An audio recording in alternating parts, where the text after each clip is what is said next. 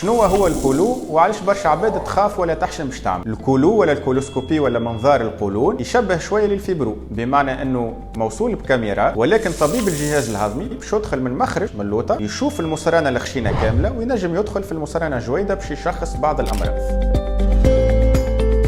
الكولوسكوبي في اغلب الاحيان يصير بالبنج، وبالتالي المريض ما يحسش بحتى وجايع، والتخدير يكون بنج خفيف والمريض تقريبا يفيق بعد نص ساعه. اهم حاجه في الكولوسكوبي انه المصرانه تكون نظيفه، وبالتالي الطبيب باش ينصح المريض انه يتبع حميه غذائيه معينه ايامات قبل الكولوسكوبي، وباش يعطيه محلول باش يشربه ليله الكولوسكوبي باش ينظف له المصرانه. علاش نعملوا الكولوسكوبي؟ الكولوسكوبي مكانه من تشخيص اغلب الامراض اللي تصيب القولون، خاصه سلالات الالتهابات المزمنه او في بعض الاحيان الاورام. كيف تنجم تخلينا ناخذوا عينات باش نشخصوا المرض بدقه، وفي بعض الاحيان يكون العلاج من خلال الكولوسكوبي اللي باش تمكننا ان نستأصلوا الاورام او السلالات. الاشخاص اللي تعاني من اعراض كما الاسهال او الامساك المزمن او جايع مزمنه في كرشها او نزيف دموي في الجهاز الهضمي، والطبيب نصحها انها تعمل كولوسكوبي، لازمها تعمله من غير حتى خوف ولا قلق.